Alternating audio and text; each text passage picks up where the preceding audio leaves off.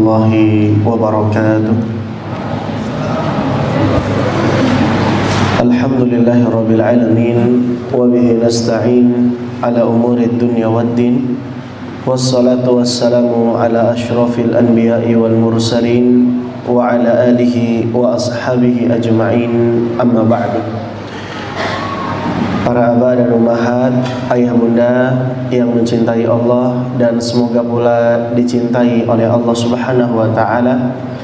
Alhamdulillah, kita bersyukur kepada Allah Subhanahu wa taala yang telah memberikan banyak kenikmatan dan karunia kepada kita semua, sehingga di kesempatan sore hari yang berbahagia ini kita bisa berkumpul bersama di masjid yang kita cintai ini.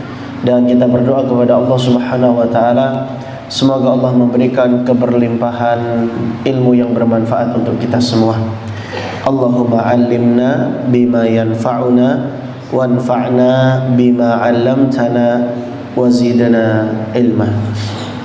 Baik ayah bunda yang dirahmati oleh Allah Subhanahu wa taala, pada kesempatan sore hari ini kita akan membahas sebuah tema yang sangat menarik sekali, yang sebenarnya ini merupakan materi daurah yang panjang ya.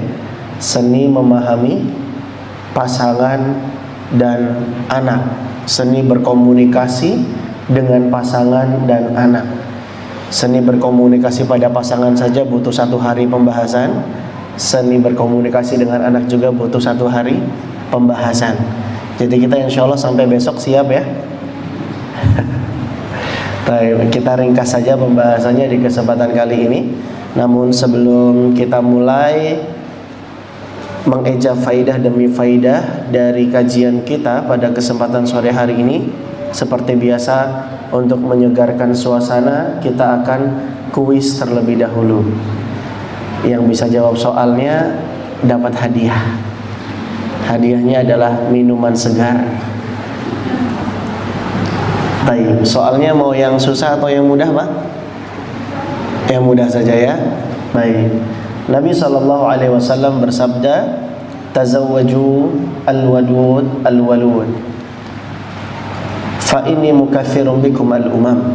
Kata Nabi SAW, nikahilah oleh kalian wanita yang penyayang dan subur keturunannya, karena sesungguhnya aku berbangga-bangga dengan jumlah umatku yang banyak. Soalnya udah pakai hadis nih, kayaknya susah. Pertanyaan soal kuisnya adalah, siapa di antara bapak ibu yang anaknya paling banyak? Yang anaknya 2 Pak? Ada 2, 3, 4, 4, Masya Allah. 5? Kameramen saya 5 nih. Nah, berarti dapat ya. Tafadhal. Dari istrinya 1 saja. Silakan Mas Waldi dapat ya. Masya Allah. Baik. Bapak Ibu sekalian dirahmati oleh Allah Subhanahu wa taala, nanti lagi kuisnya ya. Nanti enggak selesai materinya. Kita hari ini membahas seni berkomunikasi dengan pasangan dan anak, dan ada beberapa pijakan-pijakan penting yang sama-sama harus kita ketahui agar komunikasi dan hubungan kita dengan pasangan dan anak kita dalam keadaan yang baik-baik saja. Ada beberapa pijakan penting yang sama-sama harus kita perhatikan. Yang pertama, pijakan yang harus kita perhatikan adalah untuk bisa menjaga hubungan yang baik dengan pasangan dan anak kita, maka hendaknya kita senantiasa berusaha untuk memperbaiki hubungan kita dengan Allah Subhanahu wa taala. Karena sejatinya manakala hubungan kita dengan Allah itu baik, maka nanti Allah Subhanahu wa taala yang memperbaiki hubungan kita dengan pasangan dan anak-anak kita. Ada seorang ulama bernama Abdullah bin Aun. Beliau menuturkan, man aslaha ma bainahu wa bainallah, aslahallahu ma bainahu wa bainan nas.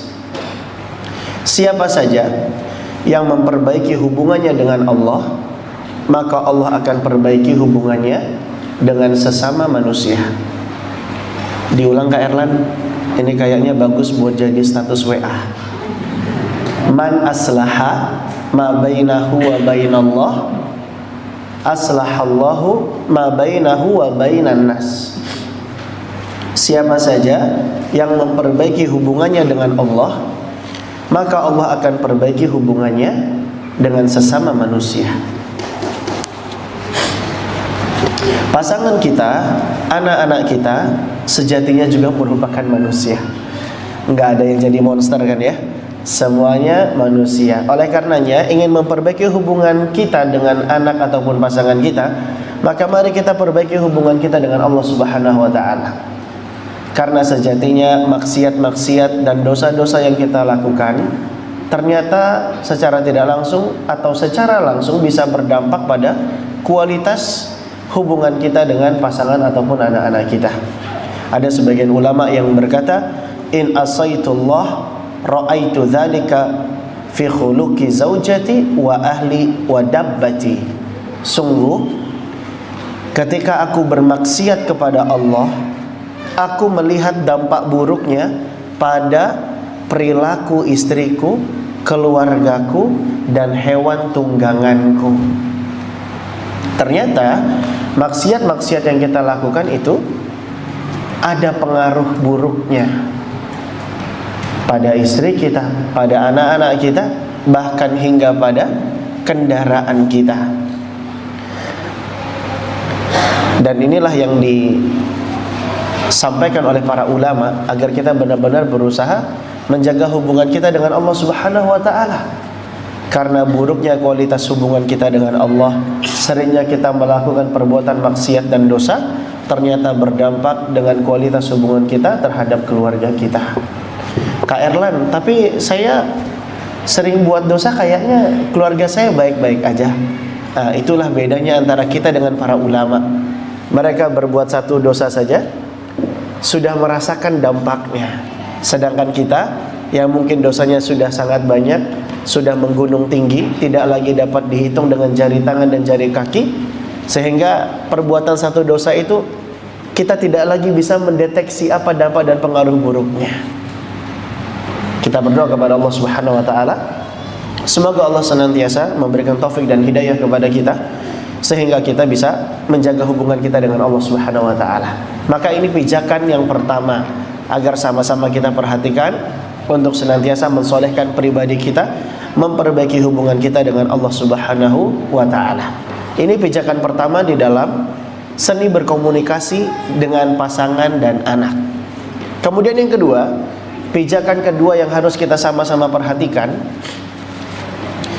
di dalam berkomunikasi dengan pasangan dan anak adalah hendaknya komunikasi kita itu didasari dengan kelemah lembutan.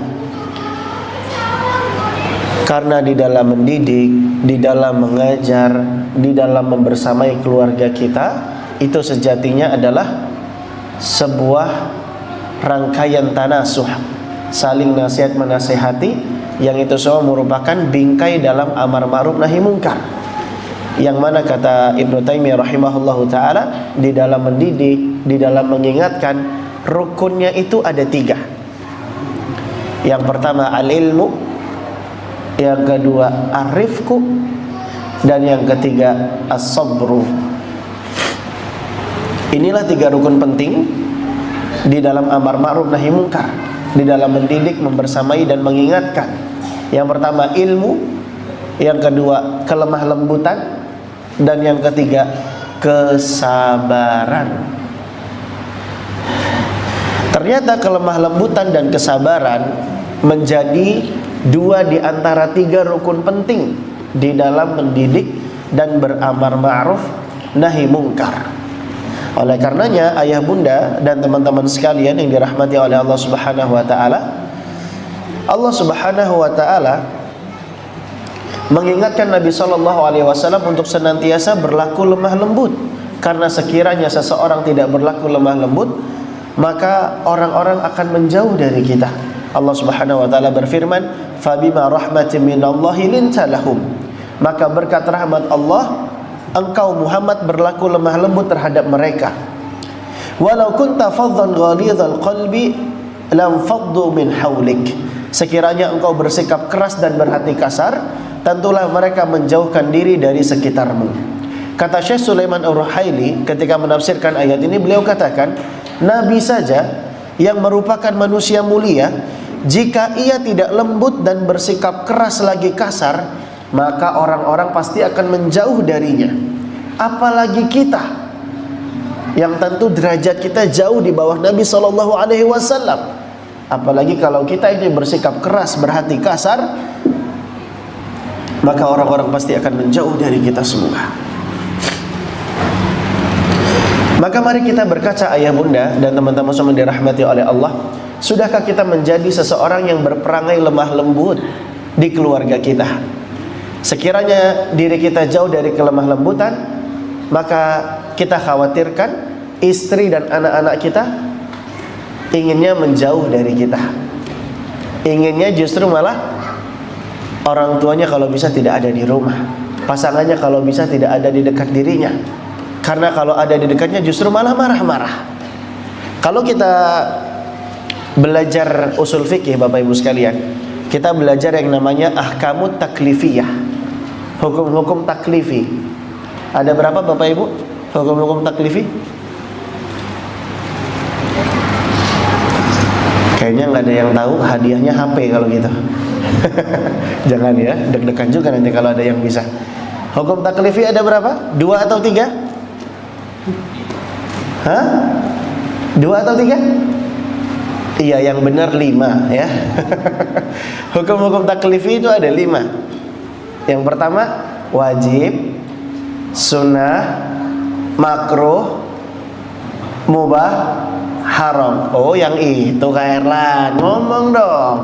Ternyata itu namanya hukum taklifiyah. Iya, itu namanya ahkamut taklifiyah.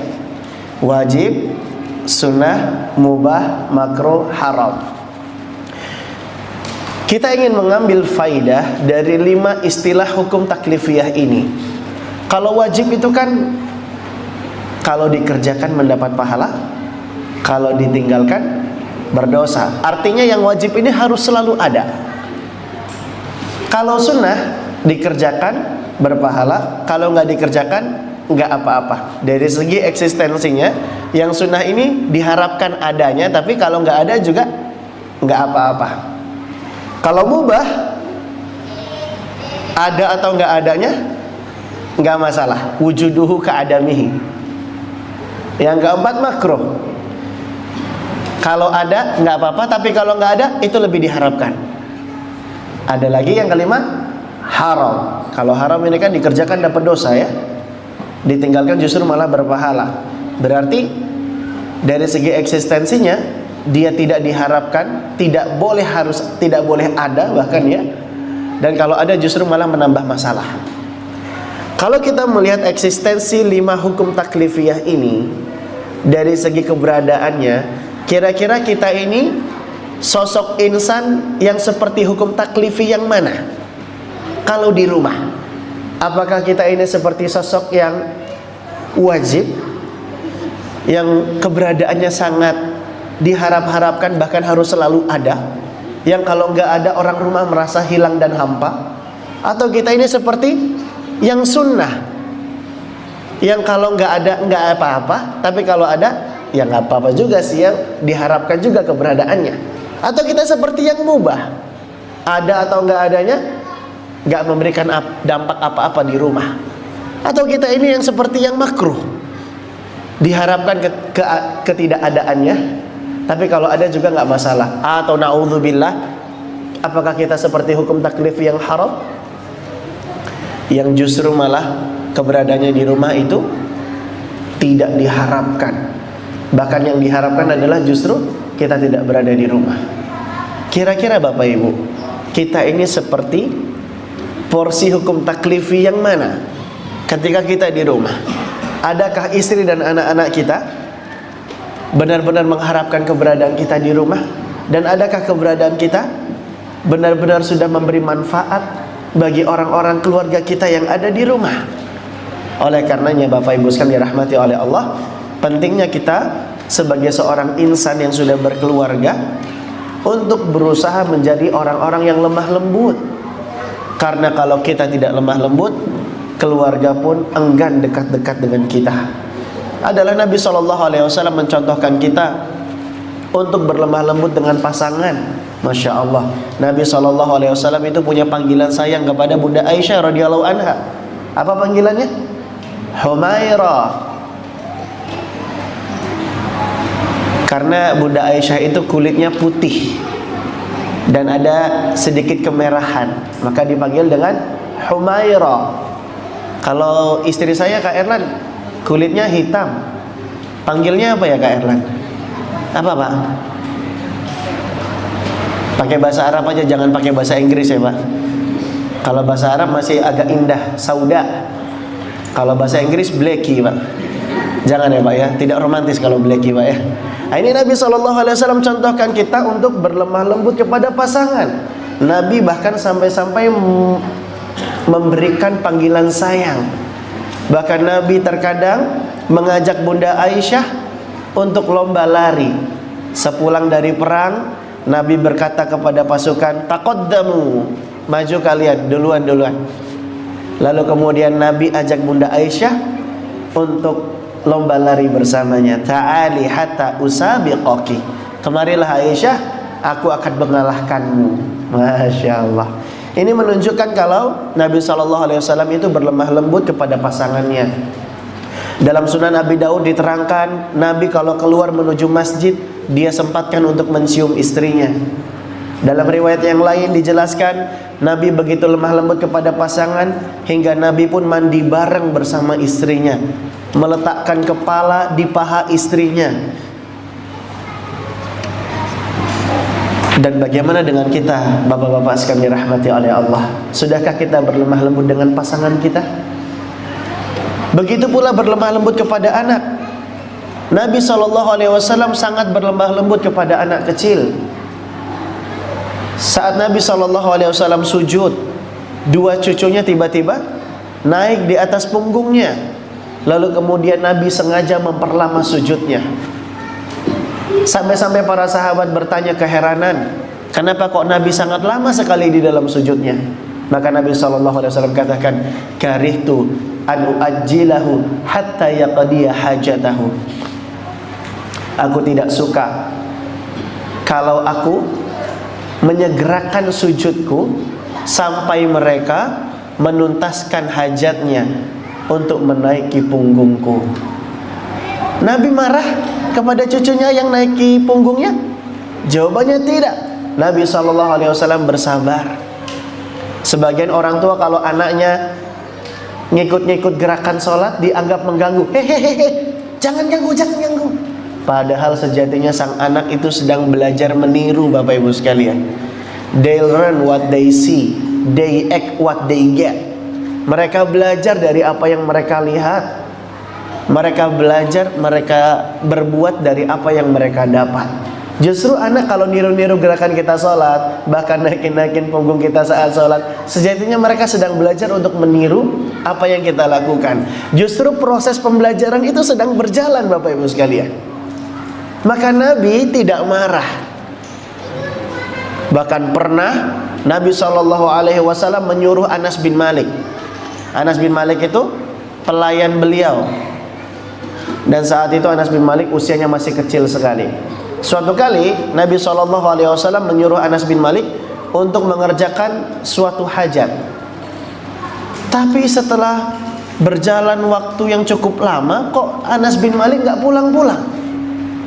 Lalu kemudian Nabi SAW hampiri, ternyata Anas bin Malik sedang asyik bermain bersama temannya di pasar. Ibu-ibu kira-kira marah gak Bu kalau nyuruh anak taunya anaknya kayak gini Bu?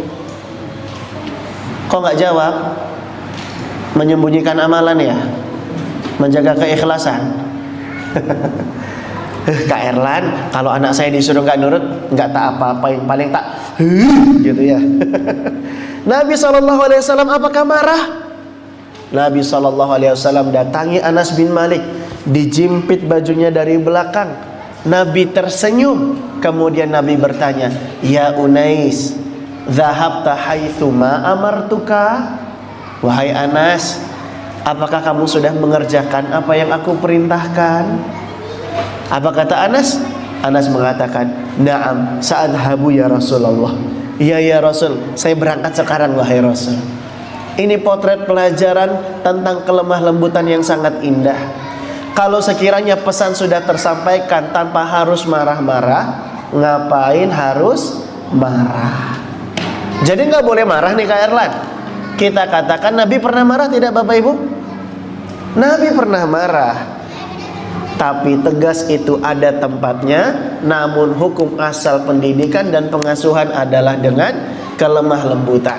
Nabi pernah marah kepada Usamah bin Zaid, yang Usamah bin Zaid membunuh seorang musuh yang padahal musuh tersebut sudah mengucapkan La ilaha illallah. Nabi marahi Usamah bin Zaid. Nabi juga pernah marah kepada Abu Dzar karena Abu Dzar mencela ibu sahabat yang lainnya. Kata Nabi, innaka muru'un fika amrun jahiliyah. Engkau adalah seseorang yang di dalam dirimu itu masih terdapat sifat-sifat jahiliyah. Nabi marah kepada Abu Dzar. Nabi pernah marah. Tapi hukum asal dalam pendidikan dan pengasuhan adalah dengan kelemah lembutan. Oleh karenanya ayah bunda dan teman-teman semua dirahmati oleh Allah Subhanahu wa taala, mari kita berlemah lembut kepada keluarga kita. Sebagaimana Zaid bin Thabit. Kata Thabit bin Ubaid radhiyallahu anhu, dia bercerita, ma ra'aitu ahadan ajalla idza jalasa ma'al qaum wala afkaha fi baitihi min Zaid bin Thabit. Aku belum pernah melihat seorang yang demikian berwibawa saat duduk bersama kawan-kawannya, namun demikian akrab dan kocak saat berada di rumah melebihi Zaid bin Thabit. Masya Allah ya. Kalau di luar menjaga wibawanya, kalau di rumah dia begitu akrab dan sering bercanda dengan keluarganya. Jangan sampai terbalik bapak-bapak sekalian. Kita kadang kalau sama teman bercanda asyik, ngobrol santai, penuh kelemah lembutan, tapi giliran sama istri dan anak-anak kita begitu buas dan galak.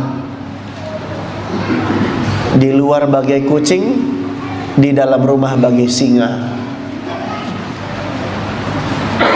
Justru yang dicontohkan adalah kita menjaga wibawa di luar, di dalam kita begitu akrab dan begitu hangat dengan keluarga kita. Inilah dua pijakan penting yang harus kita perhatikan di dalam membangun hubungan dan komunikasi yang baik dengan pasangan dan juga anak-anak kita. Thayyib. Ayah bunda, para abah dan umat sekalian yang dirahmati oleh Allah Subhanahu wa taala, kenapa kok kita perlu mempelajari seni komunikasi yang baik terhadap pasangan dan anak-anak kita? Jawabannya adalah supaya langgengnya hubungan dengan pasangan kita. Kenapa kita perlu belajar seni komunikasi terhadap anak-anak kita? Jawabannya adalah supaya kita bisa mendidik dan mengajar dengan baik kepada anak-anak kita. Ayah bunda dan teman-teman semua yang dirahmati oleh Allah Subhanahu wa taala, kita bahas satu persatu ya. Baik. Yang pertama, kenapa kita harus belajar seni berkomunikasi terhadap pasangan kita? Jawabannya agar langgeng hubungan kita dengan pasangan kita, agar kita bisa saling terbuka, agar kita bisa saling memahami dan memaklumi, dan itu semua bisa terselesaikan dengan baik, tertuntaskan dengan tuntas kalau kita berkomunikasi dengan baik dengan pasangan kita. Karena pada dasarnya kita menikahi seseorang yang pasti berbeda dengan kita. Apalagi kita tahu kita dan pasangan itu sama-sama manusia yang pasti ada cacat dan kurangnya.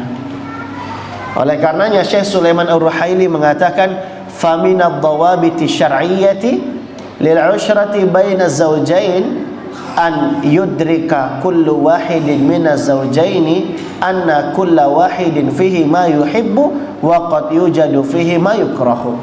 Di antara kaidah syariat di dalam masalah interaksi antara suami istri adalah hendaknya setiap pasangan mengetahui bahwa masing-masing dari pasangan tersebut pasti di dalam dirinya ada hal yang disukai, ada pula hal yang dibenci.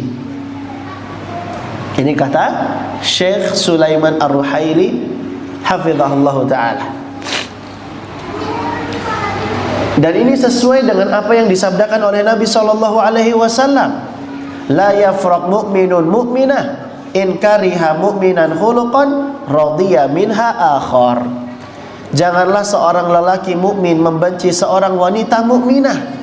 Jika ia tidak suka pada satu perangainya, maka pasti bisa jadi ia ridho dan senang dengan perangai yang lainnya. Ibu-ibu pasti punya banyak keluhan terhadap suami. Betul tidak, Bu? Betul tidak, Bu? Betul. Suami terkadang punya jurus mengambil baju secepat kilat. Sampai-sampai pakaian yang tadinya rapih jadi berantakan. Suami juga kadang-kadang punya kreativitas menaruh handuk basah di sembarang tempat. Kadang di kursi, kadang di kasur, dan lain hal sebagainya. Begitu pula dengan bapak-bapak, pasti merasakan kekurangan yang ada pada istrinya. Kok dikit-dikit nelpon, dikit-dikit nanya kabar, disuruh Sherlock, kirim foto pula. Pulang ke rumah langsung diinterogasi tanpa basa-basi. Dari mana? Kau pulangnya telat? Ala kulli hal, setiap kita pasti punya kekurangan. Setiap kita pasti ada cacat dan celahnya. Dan setiap kita sejatinya mengharapkan perlakuan yang baik dari pasangan kita. Betul atau tidak? Betul, karena syariat yang menghasung kita untuk demikian. Allah suruh para suami untuk memperlakukan istrinya dengan baik. Allah berfirman, wa ashiruhunna bil ma'ruf, dan pergaulilah istri kalian secara baik. Begitu pula syariat ini menyuruh para istri untuk memperlakukan suaminya dengan baik. Bahkan Nabi SAW katakan, "Lau kuntu amiran ahadan an yasjuda li ahadin la amartun nisa an yasjudna li azwajihinna." Seandainya aku perintahkan seseorang untuk sujud pada makhluk yang lain, maka tentu aku akan perintahkan para wanita untuk sujud kepada suaminya. Ini isyarat kalau syariat ini memotivasi para istri untuk taat dan hormat kepada suaminya. Sujud itu adalah haknya Allah Subhanahu wa taala. Tapi Nabi katakan, "Lau kuntu amiran ahadan." Kalau saja boleh aku perintahkan seseorang sujud pada makhluk yang lain, aku akan perintahkan istri sujud kepada suaminya. Ini menunjukkan ketaatan istri pada suami itu adalah sebuah hal yang sangat istimewa dan sangat luar biasa. Makanya ibu-ibu penting sekali untuk menaati suami. Bapak-bapak bergumam di dalam hati, bagus Kak Erlan, mumpung istri saya datang. Ini soalnya sering saya ngomong gak dipatuhi nih Kak Erlan. Jangan suami terus yang diserang. Istri juga dong Kak Erlan. Nah, biar berimbang gitu Pak ya. Bapak Ibu sekalian dirahmati oleh Allah Subhanahu wa taala. Dengan sekelumit hal ini ya, maka tentu kita sebagai pasangan harus berkomunikasi dengan baik antar suami istri. Suami menyampaikan apa yang dia suka, apa yang dia tidak suka. Istri juga menyampaikan apa yang dia suka, apa yang dia tidak suka.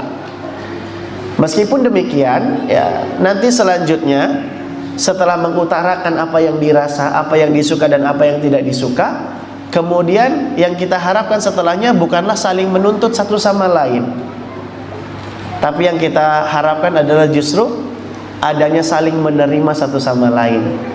Kita berbahagia standarnya adalah bukan dari sesuatu yang belum kita punya, tapi kita berbahagia standarnya adalah dari sesuatu yang sudah kita punya.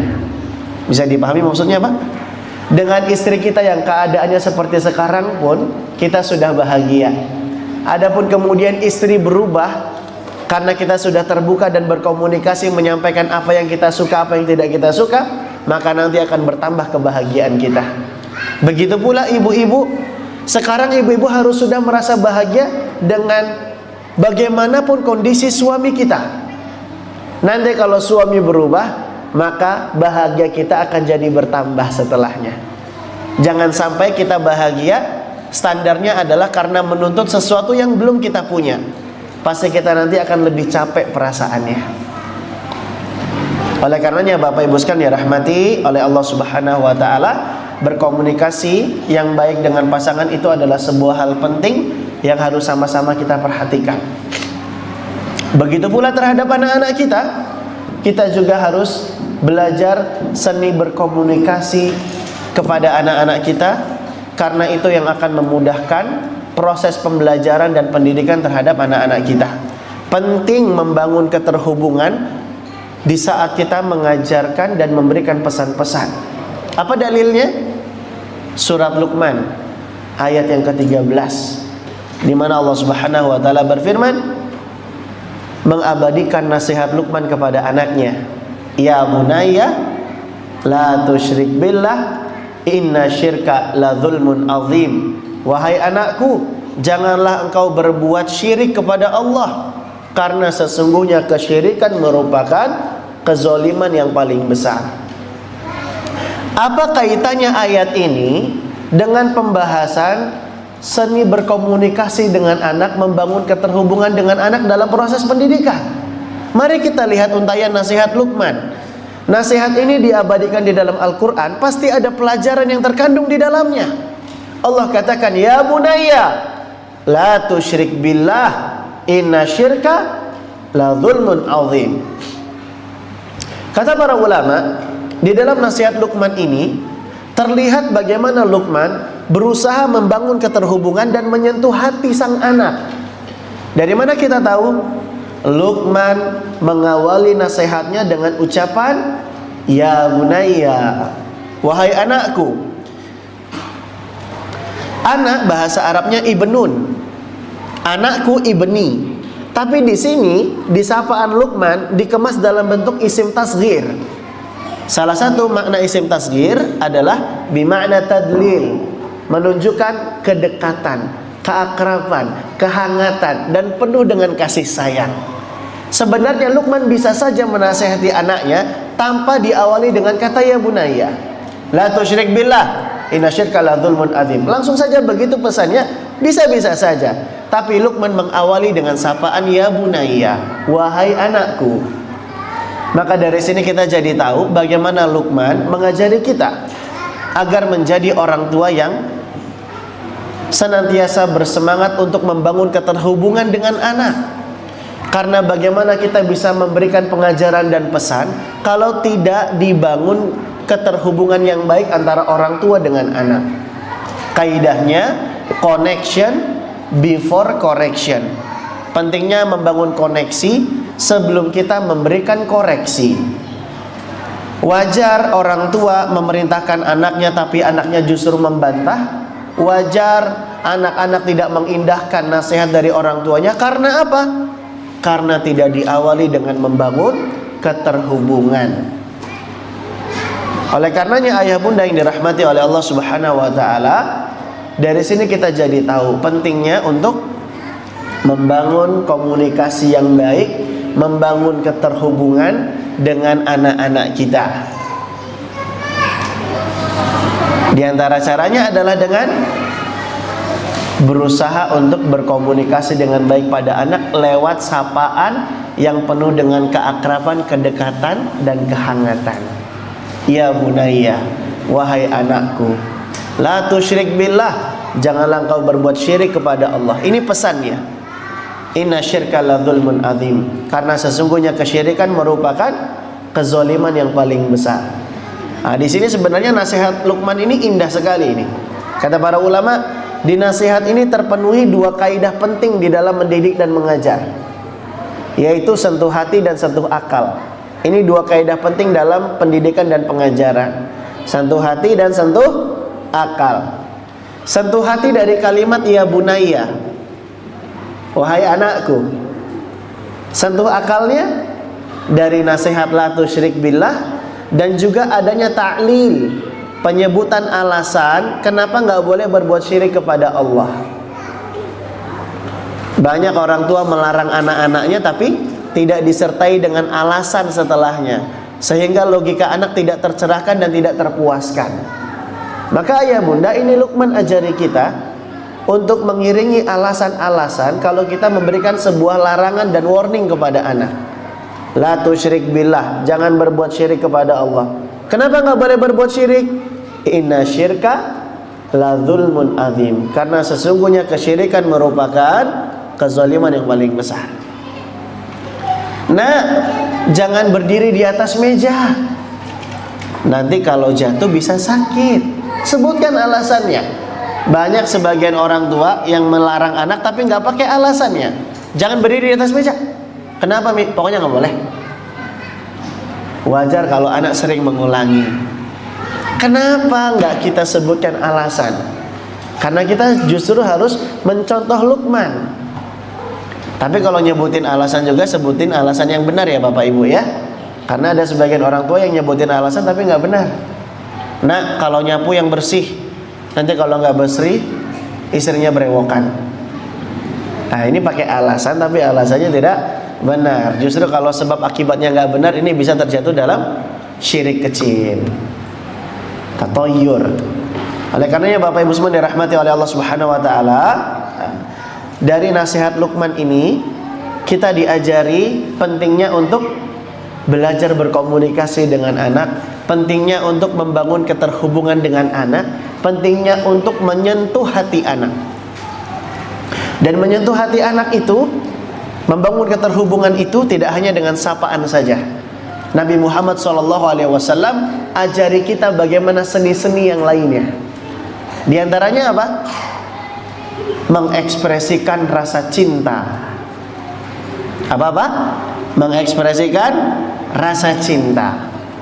Sebagaimana yang Nabi Muhammad SAW contohkan kepada kita saat beliau memberikan pelajaran dan pengajaran terhadap sahabat yang bernama Mu'adz bin Jabal radhiyallahu an. Kita bicara tentang hadis seputar doa yang disunahkan untuk dibaca di tiap akhir sholat. Tahu Pak doanya? Saya kasih kata kunci bantu ya. Depannya Allahumma. Membantu tidak Pak? Membantu ya. Allahumma ini a'udzubika minal khubuthi wal. Itu masuk WC Pak, bukan yang itu. Harus konsentrasi. Doanya Allahumma a'inni ala dzikrika wa syukrika wa husni ibadatika. Ini doanya yang Nabi SAW ajarkan kepada Mu'adz bin Jabal. Tapi ada pelajaran unik sebelum Nabi mengajarkan hafalan doa ini. Karena Nabi berkomunikasi terlebih dahulu dengan Mu'adz bin Jabal, menyentuh hatinya dengan mengekspresikan rasa cinta dari Nabi SAW kepada dirinya. Apa kata Nabi? Ya Mu'adz, wahai Mu'adz. Lihat Pak, Nabi menyapa nama terlebih dahulu. Apalagi kita para guru, penting untuk menghafal nama anak didik kita. Karena ketika disebut namanya, para siswa itu tidak hanya gendang telinga yang bergetar, tapi hatinya juga bergetar ya Pak ya. Ya Mu'adz, wahai Mu'adz, wallahi inni la uhibbuk, wallahi inni la uhibbuk. Demi Allah, aku benar-benar mencintaimu. Demi Allah, benar-benar sungguh aku mencintaimu. Lihat Bapak Ibu sekalian, Nabi mengekspresikan rasa cintanya sampai bersumpah, wallahi. Ini berarti adalah hal penting yang mau Nabi sampaikan. Inilah uhibbuk, sesungguhnya aku benar-benar mencintaimu. Pakai huruf inna, pakai lam taukid, diulang 2 kali. Sungguh benar-benar aku mencintaimu. Nabi mengekspresikan rasa cinta terlebih dahulu, baru kemudian Nabi katakan, la tada'anna fi duburi kulli salatin taqulu Allahumma a'inni ala dzikrika wa syukrika wa husni ibadatika. Nabi katakan, jangan engkau tinggalkan membaca doa ini di tiap dubur solat. Kata Syekh Utsaimin, kalau ketemu hadis yang bicara tentang dubur solat yang berkaitan dengan doa, maka makna dubur solatnya adalah sebelum salam. Tapi kalau ketemu hadis yang berbicara tentang dubur solat dan pembahasannya adalah seputar zikir, maka dubur solat maknanya adalah setelah salam. Karena para ulama terkadang berbeda pendapat ketika memaknai dubur solat. Akhir solat ini sebenarnya sebelum salam atau setelah salam. Maka Syekh Utsaimin memberikan kompromi.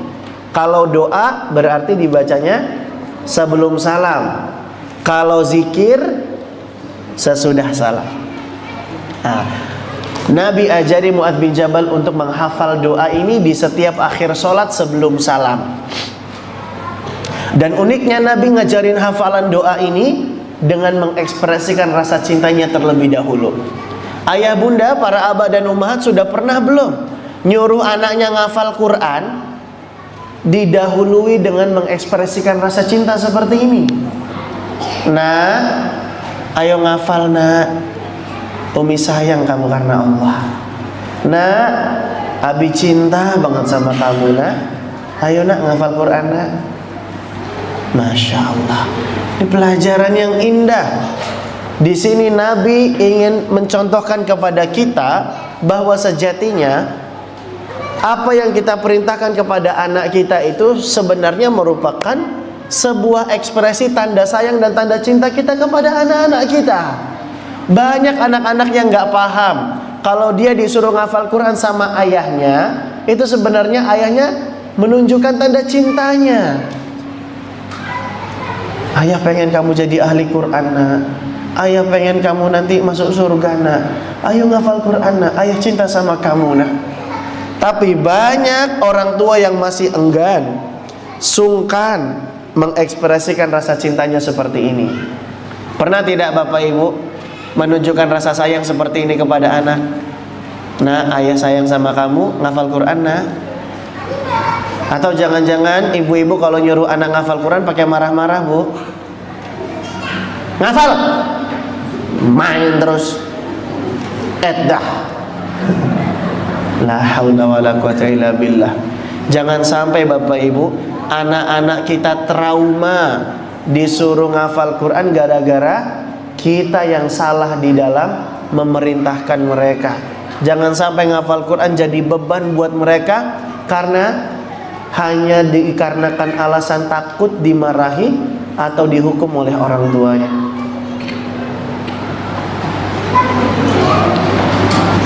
Kok jadi sedih ya? Baik, Bapak Ibu sekalian, ayah bunda yang dirahmati oleh Allah Subhanahu wa taala. Maka ini pelajaran berharga buat kita untuk tidak sukar mengekspresikan rasa cinta kita kepada anak-anak kita dengan kalimat-kalimat verbal, menunjukkan kalau kita sayang. Nyuruh anak ngafal Quran dengan rasa cinta dan penuh dengan kasih sayang. Indah nanti Pak. Biarkan anak itu ngafal Quran dengan ekspresi senang, ekspresi bahagia.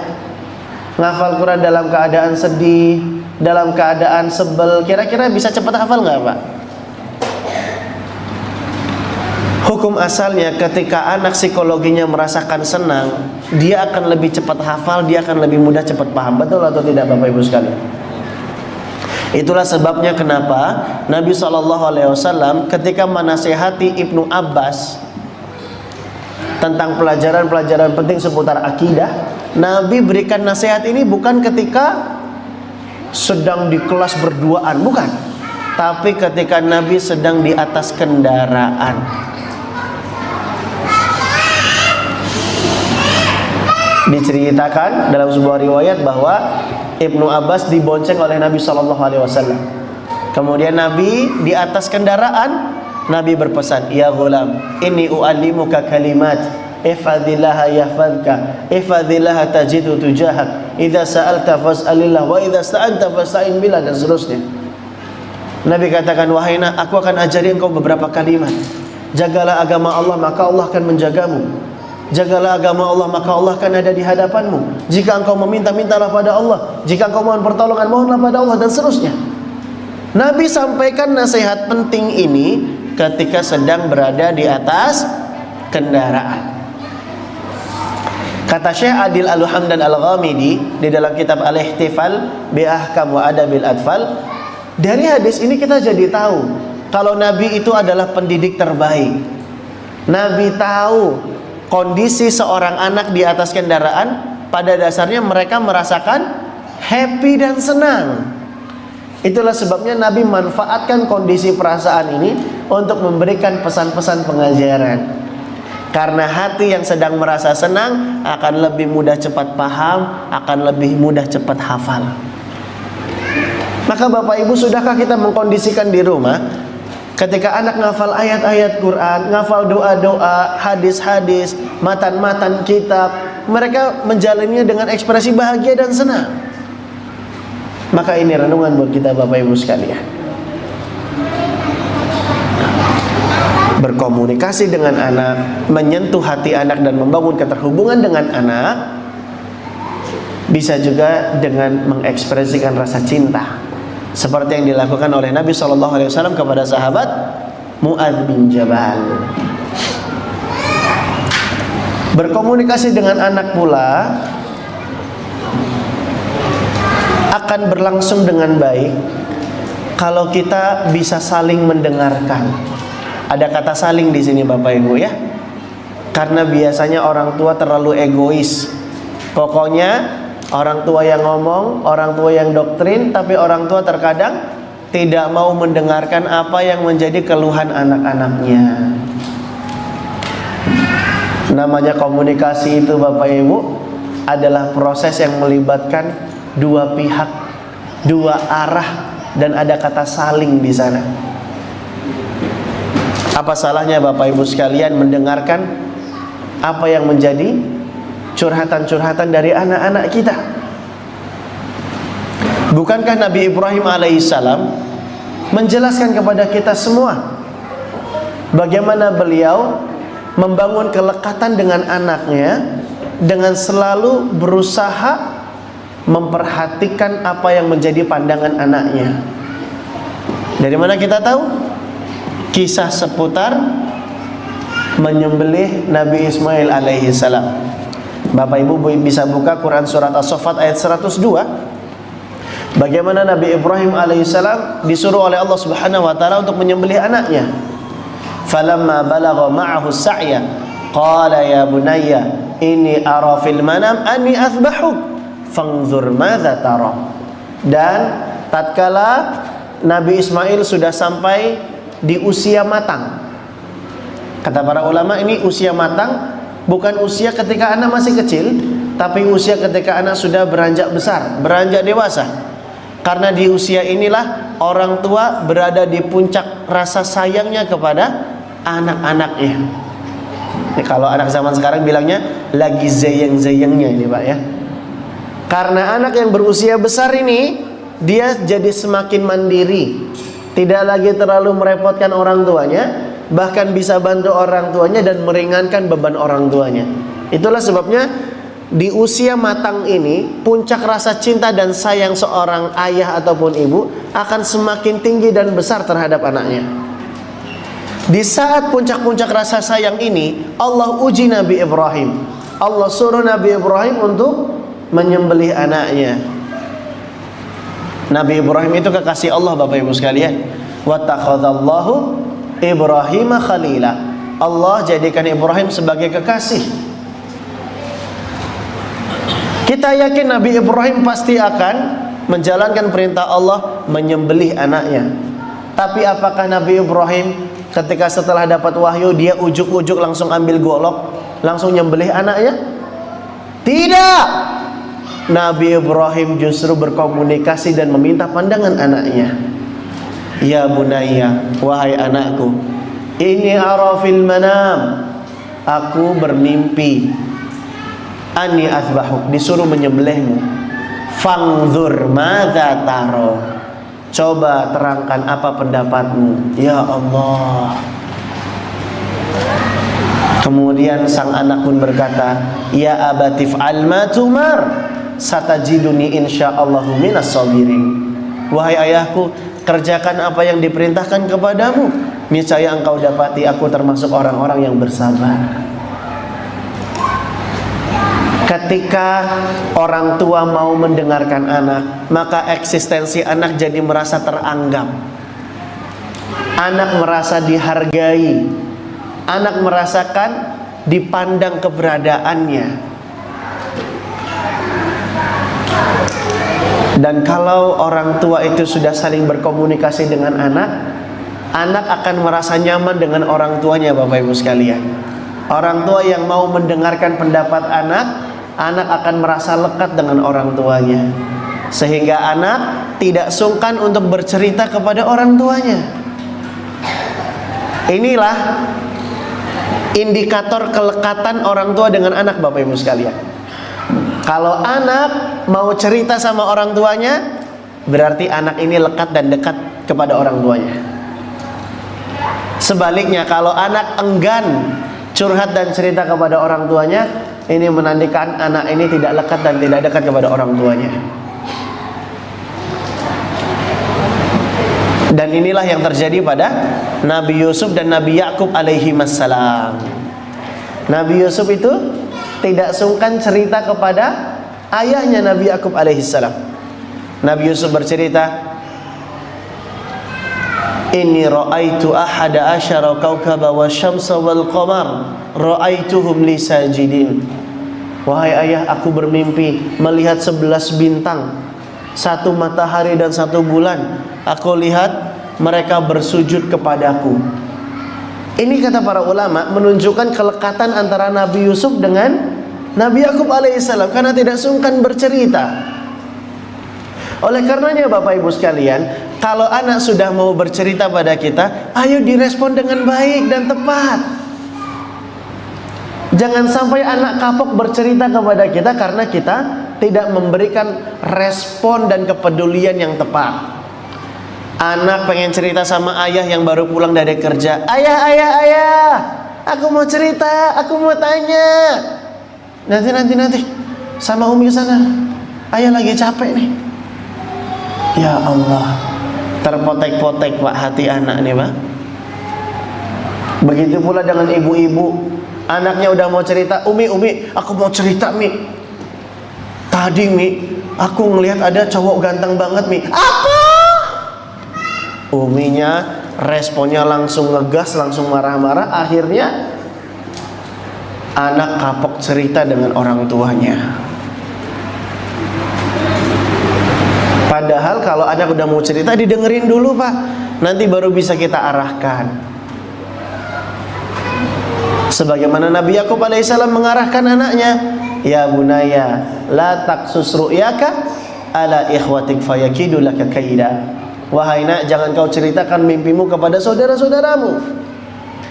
Kalau sudah lekat, kalau sudah dekat, anak sudah mau bercerita, orang tua akan lebih mudah mengawasi dan memberikan pengarahan nantinya.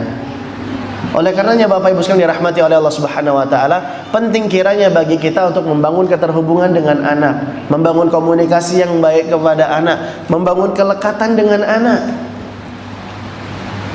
Seperti Nabi Yakub yang membangun kelekatan dan keterhubungan dengan anaknya, yakni Nabi Yusuf alaihissalam.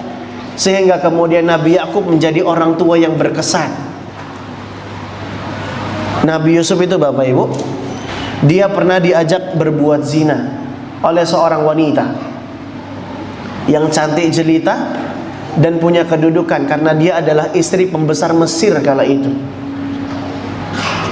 Ini dua keutamaan yang berkumpul dalam satu wanita sekaligus. Kalaulah wanita ini cantik jelita saja, maka begitu banyak pria yang tergoda. Kalaulah wanita ini punya kedudukan saja, meskipun tidak cantik, banyak pula pria yang tergoda. Lah ini Imra'atul Aziz, istrinya pembesar Mesir kala itu, dia cantik jelita dan punya kedudukan sebagai istri pembesar Mesir kala itu. Ditambah lagi wanita ini yang mengajak duluan kepada Nabi Yusuf untuk berzina dengannya. Dan Allah ceritakan, walaqad hammat bihi wa hamma biha laula an ra'a burhana rabbih.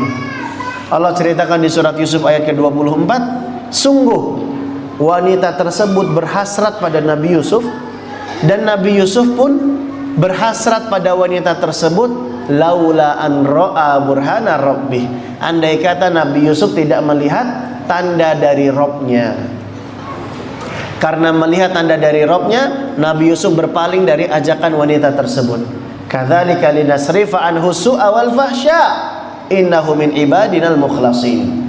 Demikianlah kami palingkan Nabi Yusuf dari perbuatan keji dan buruk, karena sesungguhnya dia merupakan di antara hamba-hamba yang terpilih. Para ulama menjelaskan, tadi Nabi Yusuf bisa berpaling dari ajakan wanita tersebut karena melihat tanda dari Robnya. Tanda yang seperti apa yang dilihat oleh Nabi Yusuf? Ibnu Katsir rahimahullah di dalam kitab tafsirnya membawakan banyak riwayat yang menjelaskan tentang makna tanda dari Robnya yang dilihat oleh Nabi Yusuf alaihissalam. Dan salah satu riwayat dari Ibnu Abbas menyebutkan bahwa tanda dari Allah yang dilihat oleh Nabi Yusuf saat itu adalah sosok sang ayah yang hadir di dalam ingatannya, di mana sang ayah sedang dalam keadaan menggigit jarinya. Allahu Akbar. Bayangkan Bapak Ibu sekalian, karena teringat dengan sosok sang ayah, Nabi Yusuf sang anak kemudian berpaling dari ajakan berbuat maksiat. Kira-kira Bapak Ibu, kalau anak kita suatu saat diajak berbuat nakal oleh temannya, diajak berbuat maksiat oleh temannya, apakah kita hadir di dalam ingatannya? Apakah kita sudah menjadi orang tua yang berkesan buat anak-anak kita? Apakah kita sudah jadi orang tua yang penuh kelekatan dengan anak-anak kita? Sudah seberapa kita hadir bapak-bapak di dalam pengasuhan dan pendidikan anak-anak kita? Luka Erlang, kan tugas mendidik itu tugas ibunya. Al-ummu hiya madrasatul ula. Waduh, pakai bahasa Arab lagi. Ibu itu adalah sekolah pertama bagi anaknya. Betul Pak, ibu itu sekolah pertama buat anaknya, tapi bapak ini adalah kepala sekolahnya. Bapak juga dituntut untuk memberikan pendidikan, karena mendidik itu adalah kewajiban untuk ibu dan ayah. Bahkan sang ayah lebih-lebih ditekankan untuk bisa mendidik anak-anaknya, karena Allah berfirman, ya ayyuhalladzina amanu qu anfusakum wa ahlikum nara. Wahai orang-orang yang beriman, jagalah diri kalian dan keluarga kalian dari api neraka. Bagaimana caranya menjaga diri dan keluarga dari api neraka? Kata Ali bin Abi Thalib, allimuhum wa addibuhum. Ajari keluargamu dengan ilmu, didik keluargamu dengan adab. Dan yang menjadi khitabus syar'i yang diajak bicara di dalam ayat ini adalah para laki-laki yang beriman. Berarti para ayah punya kewajiban mengajari ilmu dan mendidik adab kepada keluarganya, karena Allah yang perintahkan demikian.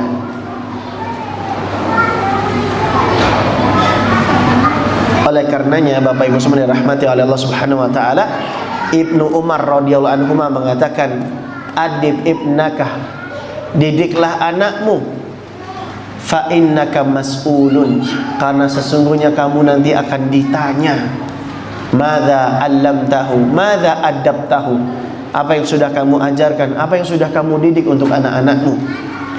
Bahkan Ibnul Qayyim dalam Tufatul Maudud mengatakan, menukilkan perkataan sebagian ulama, sesungguhnya nanti di hari kiamat, sebelum Allah bertanya kepada anak bagaimana baktinya terhadap orang tuanya, Allah akan bertanya lebih dahulu kepada orang tua, bagaimana sikapnya, bagaimana kewajibannya di dalam upaya mendidik anak-anaknya.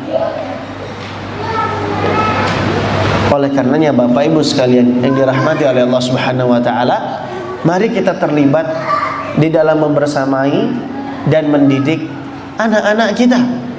Karena demi Allah Bapak Ibu, nanti kita akan ditanya oleh Allah Subhanahu wa taala.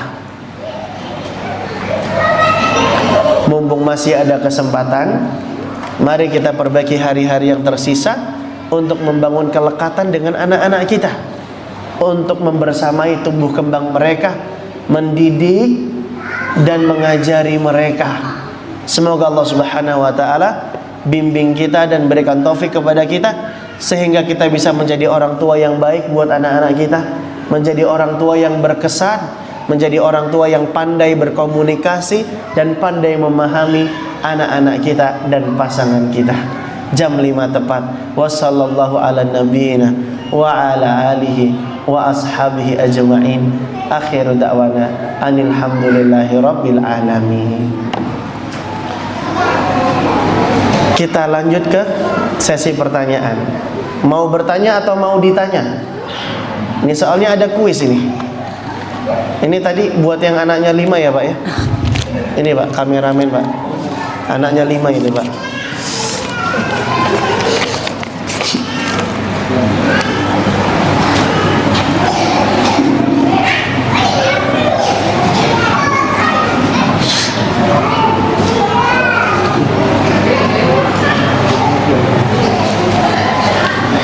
Baik, ini masih ada 3 hadiah lagi. Kita kuis dulu atau jawab-jawab pertanyaan dulu? Nah, kuis dulu. Ya, baik. Mau dapat hadiah berarti ya? Soal berikutnya. Soalnya apa ini ya? Baik. Soal kuis yang kedua. Siapa yang bisa mengulangi pijakan pertama di dalam seni berkomunikasi dengan pasangan dan anak yang kita kutip dari perkataannya Abdullah bin Aun yang di depannya man aslaha, baca boleh. Ada yang nyata tadi? Ibu-ibu ada? Kalau bapak-bapak ada? Sempat nyata nggak tadi Pak? Indonesianya aja. Arabnya lewat ya Pak ya?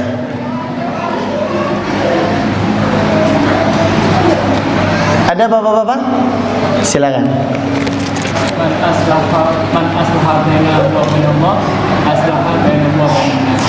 Aslahallahu ma bainahu wa bainan nas. Dapat hadiah Pak, silakan. Masya Allah. Baik. Ini hadiahnya buat bapak-bapak semua berarti ya. Yang ibu-ibunya nggak dapat jawaban ini. Baik. Pertanyaan buat ibu-ibu. Siap ya Bu? Tuh kan nggak ada jawaban. Oh siap. Baik. Ibu-ibu, pertanyaannya adalah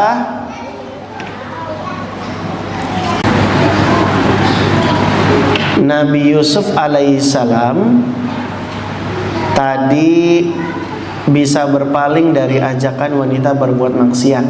Yang kisah ini ada di surat apa, ayat berapa? Gimana cara tahunya Pak ini? Nah, silakan ibu yang pakai jilbab dijawab. Semuanya berjilbab ya.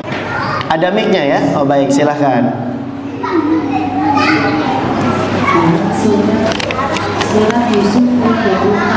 Surat Yusuf ayat 24. Mumtazah, barakallahu fiik, dapat hadiah ya. Baik. Soal berikutnya untuk ibu-ibu.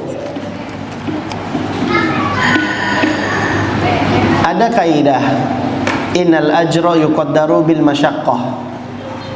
Sesungguhnya balasan atau ganjaran itu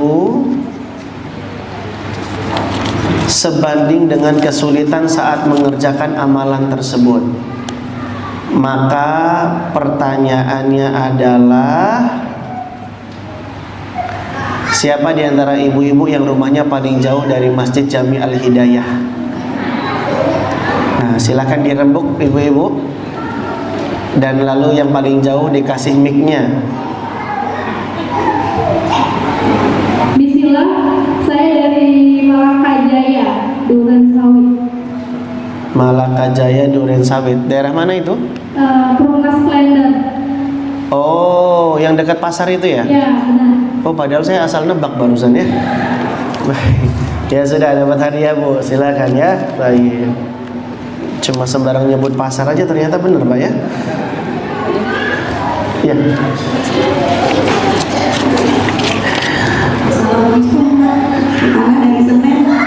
Oh, dari Pasar Senen. Berarti ibu yang tadi gagal dapat hadiah. Ibu yang barusan yang dapat hadiah ya.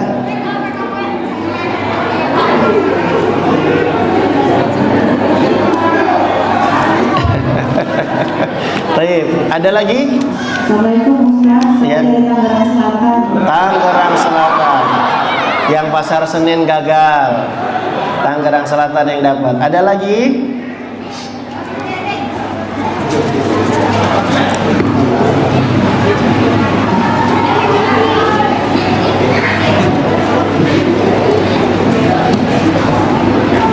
Ada lagi?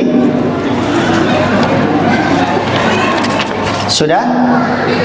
Ada yang lebih jauh dari Tangerang Selatan?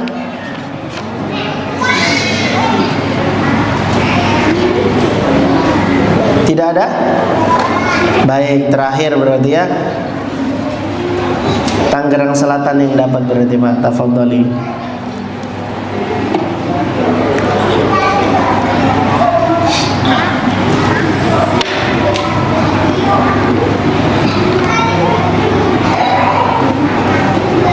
Baik, kuisnya sudah, hadiahnya sudah habis.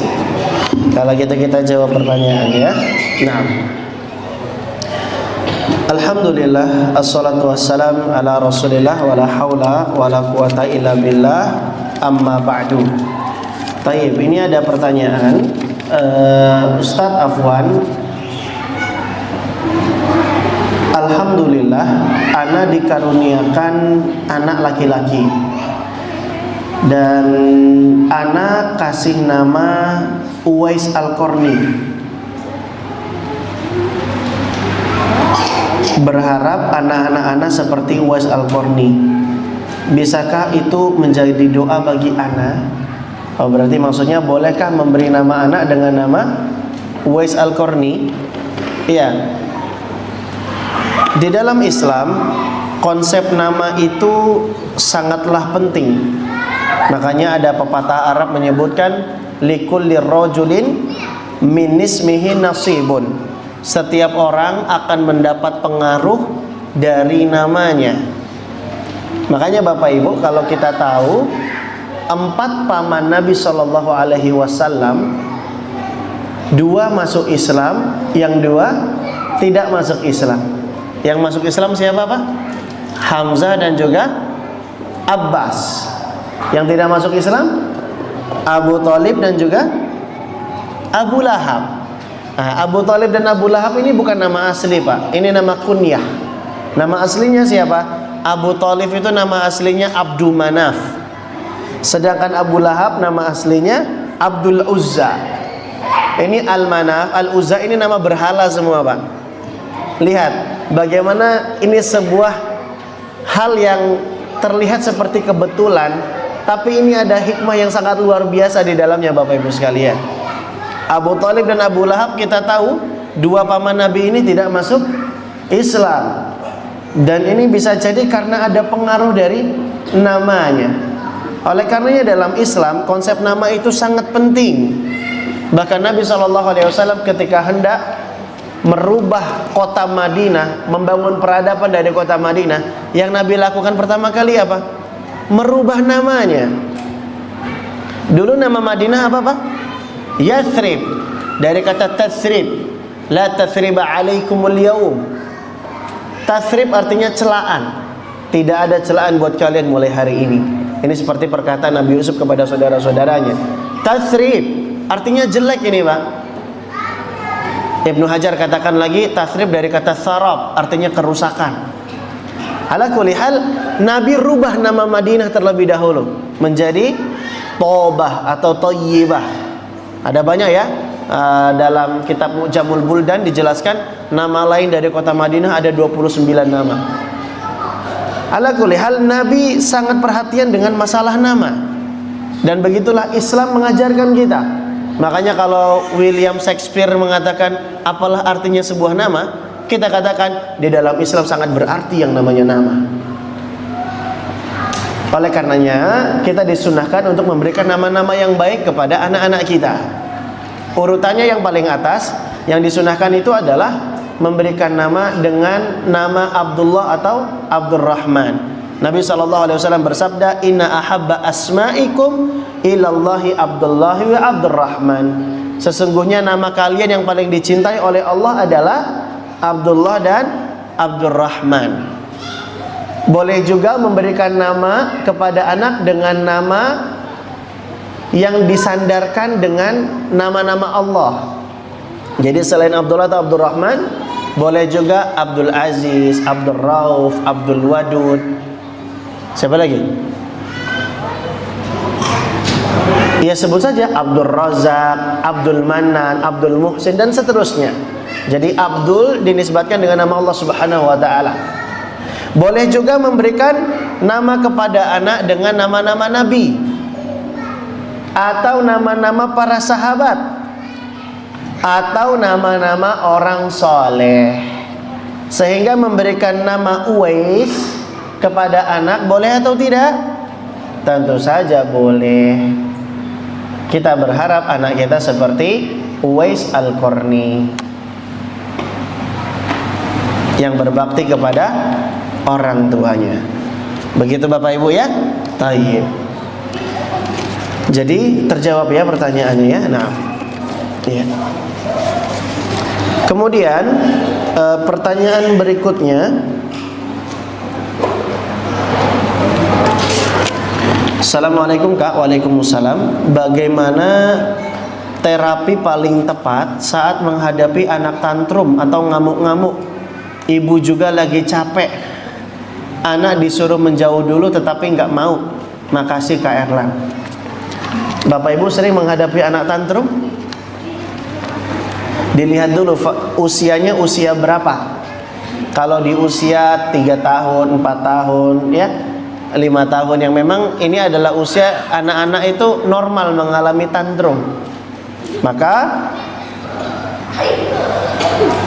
kita bisa menghadapi anak-anak yang tantrum dengan beberapa macam teknik. Yang pertama, teknik move away. Pakai bahasa Inggris biar keren aja nih Pak ya. Yang kedua, teknik move toward. Apa artinya nih Pak ya? Yang ketiga, pengalihan. Kok yang ketiga nggak pakai bahasa Inggris? Lupa bahasa Inggrisnya apa? Jadi pokoknya ada 3 teknik Pak dalam menghadapi anak yang tantrum, menghadapi anak yang nangis gitu Pak ya. Ini ada 3 tekniknya Pak kurang lebih. Yang move away, nangis biarin lah. Paling tahu ini nangisnya anak, nangis yang jadi senjata atau nangis yang memang ekspresi kesakitan misalnya. Nah, ini Bapak Ibu yang paling tahu ya. Tayyib. Jadi nggak mesti saklek anak langsung ditanggapi. Kadang anak dibiarin dulu nangis biar mengekspresikan apa perasaannya. Jangan langsung ibu-ibu langsung bilang jangan nangis, cengeng banget jadi anak. Biarin Bu, dia menangis, itu ekspresi emosi yang dia rasakan, nggak apa-apa. Nggak apa-apa. Terus kalau misalnya kita minta anak menjauh boleh nggak? Boleh. Atau kalau misal anak yang nggak mau menjauh, kita yang menjauh dulu sementara, supaya kita tidak berlebihan ekspresi marahnya. Apalagi kita lagi capek mau marah. Nabi kan bilang, idza ghadiba ahadukum falyaskut. Jika kalian marah, hendaklah kalian diam.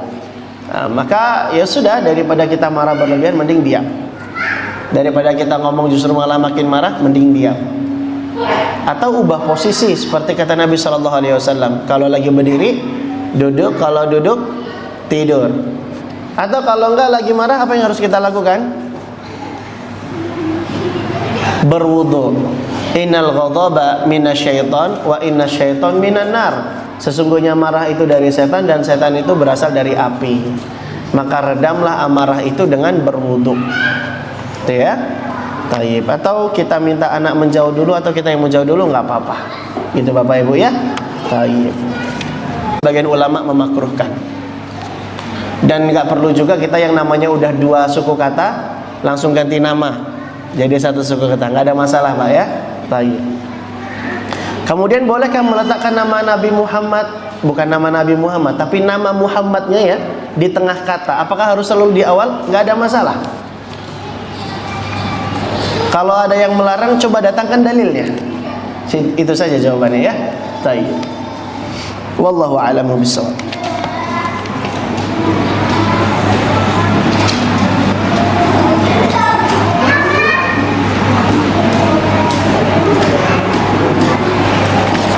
Bismillah.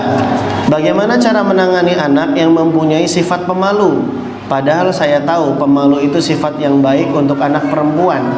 Untuk anak laki-laki juga baik, Bu. Nabi SAW bersabda, al-haya'u minal iman. Rasa malu itu adalah bagian dari iman. Tapi harus kita rinci, malu yang seperti apa.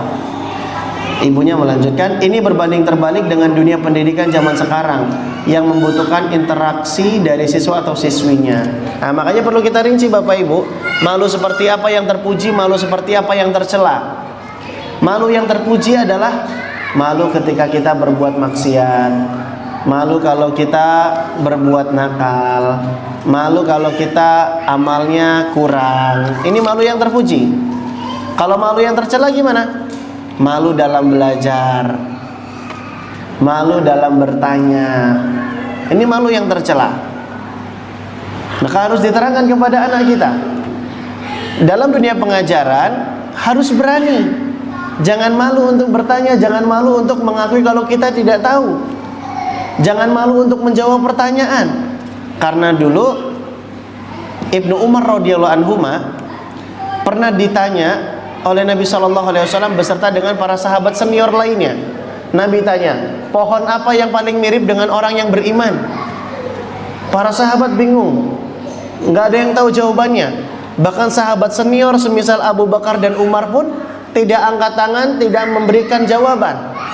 Ibnu Umar dalam hati udah berkata, pohon kurma nih jawabannya begitu.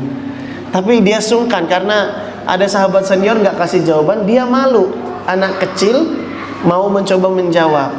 Setelah selesai majelis tersebut, Ibnu Umar cerita kepada Umar bin Khattab. Nah, ini kelekatan yang baik antara ayah dengan anak ya. Lalu Umar bin Khattab arahkan, kalau saja kamu tadi menjawab, aku lebih suka demikian dibandingkan demikian.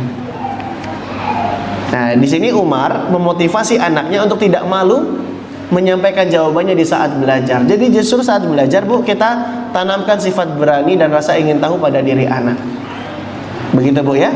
Jadi harus kita definisikan terlebih dahulu malu yang seperti apa yang terpuji, malu seperti apa yang tercela. Nah,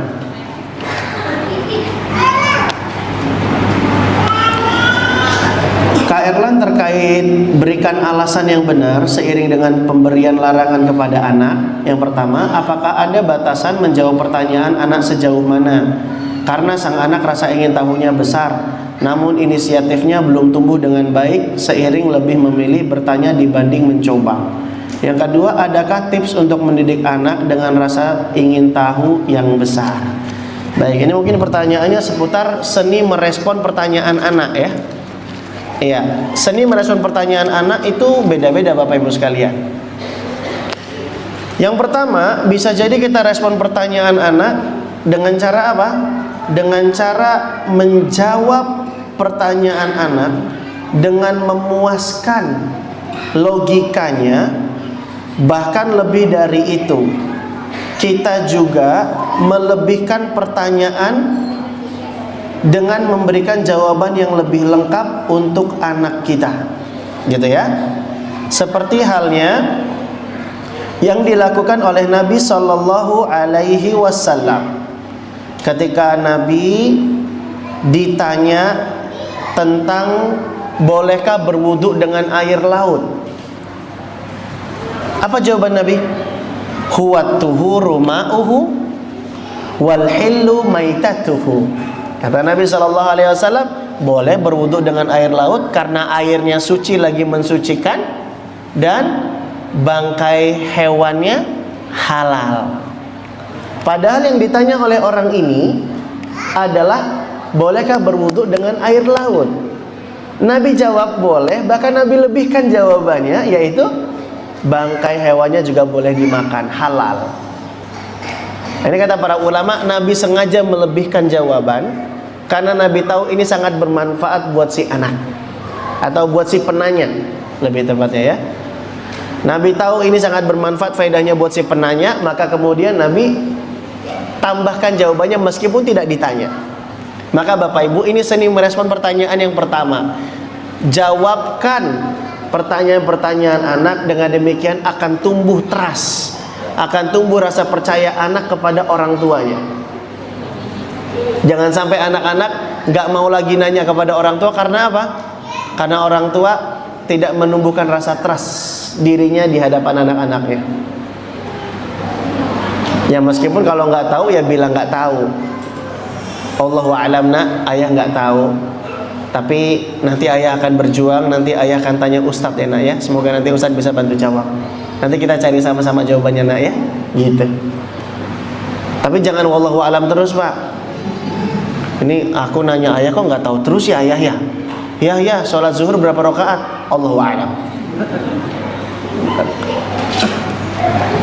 Nah, jadi seni merespon pertanyaan yang pertama adalah puaskan logika anak dengan menjawab pertanyaan mereka, kalau perlu dilebihkan jawabannya. Kemudian yang kedua, seni merespon pertanyaan anak adalah memuji mereka, biar mereka itu senang bertanya kepada kita. Karena pada dasarnya ibu, perlu diketahui, karakter anak di fase tufulah itu adalah kasratul as'ilah, banyak bertanya. Jadi kalau anak kita banyak nanya, rasa ingin tahunya besar, anak kita normal. Justru kalau kita punya anak kok nggak pernah nanya ya. Ini harus kita pancing justru anak supaya punya rasa ingin tahu yang besar dan dia punya banyak pertanyaan kepada kita. Makanya ketika anak bertanya, puji dia. Seperti Nabi SAW memuji Arab Badui yang bertanya kepada Nabi SAW. Kata Nabi, laqad wufiqa aw laqad hudiyah. Oh sungguh, ini pertanyaannya bagus nih. Orang ini sudah diberi taufik. Orang ini sudah diberi hidayah. Masya Allah. Nabi juga pernah memuji Abu Hurairah, laqad sa'alta an azimin. Kamu sudah bertanya tentang perkara yang luar biasa penting. Masya Allah. Jadi merespon pertanyaan anak dengan cara memberikan pujian kepada mereka, mengapresiasi mereka. Itu ibu-ibu ya, bapak-bapak ya.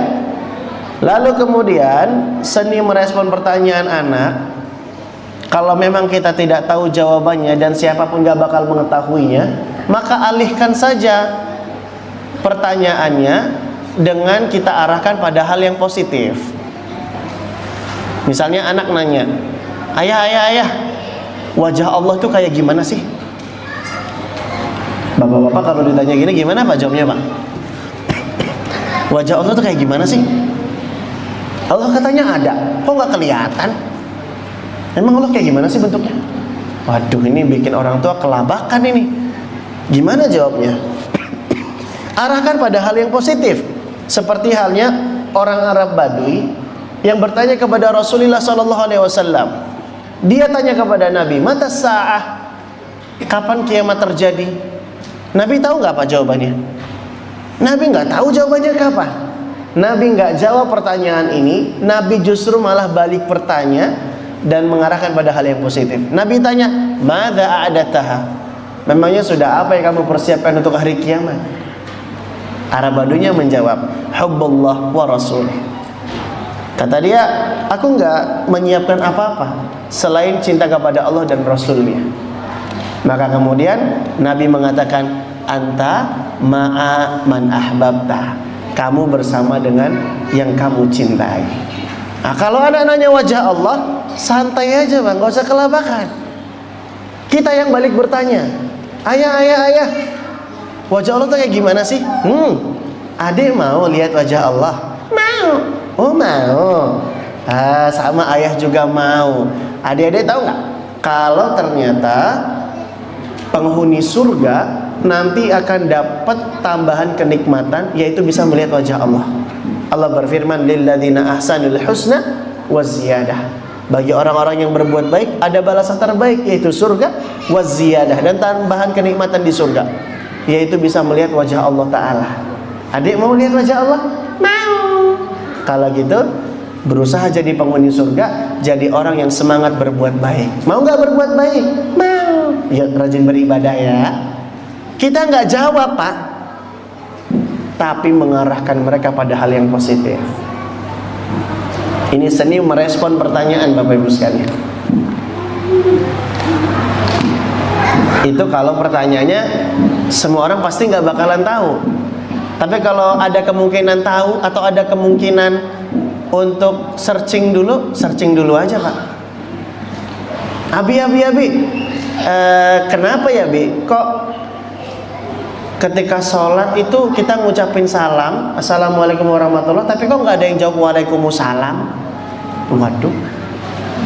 Sebentar nak, coba ambilin Abi kopi dulu. Bilang sama Umi. Wah, waktu anak ambil kopi langsung browsing.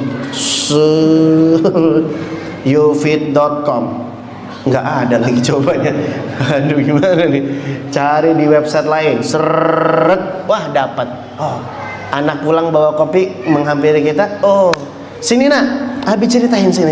Wah, dengan wajah sumringah ya, karena udah dapat jawabannya. Kalau belum dapat jawabannya, nak, ini kurang manis, ambilin gula. Browsing lagi pokoknya Pak ya. Pokoknya di delay sampai ketemu jawabannya. Dapat nak, sini nak, Abi kasih tahu. Jadi gini nak, kata Imam An-Nawawi, oh ternyata salam yang diucapkan di akhir sholat itu adalah salam yang ditujukan untuk malaikat hafazah, malaikat penjaga. Kalau lagi jamaah, selain kepada malaikat hafazah, salam itu juga ditujukan untuk orang-orang yang beriman yang ada di dalam sholat jamaah tersebut. Tapi memang syariatnya salam itu nggak diberi jawaban. Nah, gitu. Wah, itu kayak apa Pak ya? Ultraman baru selesai ngebunuh monster itu Pak ya, perasaannya ya. Wah, kayak langsung ngerasa, wah aku manusia berguna di dunia gitu Pak. Bisa kasih jawaban dan memuaskan rasa ingin tahu anak itu luar biasa Pak. Dan ini semua kembali lagi kepada diri kita, dan kita ternyata perlu belajar jadi orang tua Bapak Ibu ya. Baik, inilah yang bisa kita sampaikan. Sudah jam 5:30. Kameramen saya sudah ngasih kode-kode. Ini berarti sudah harus berakhir kajian kita di kesempatan sore hari ini. Subhanakallahumma wa bihamdika asyhadu an la ilaha illa anta astaghfiruka wa atubu ilaik. Wassallallahu ala nabiyyina wa ala alihi wa ashabihi ajma'in. Akhiru da'wana alhamdulillahi rabbil alamin. Wassalamualaikum warahmatullahi wabarakatuh.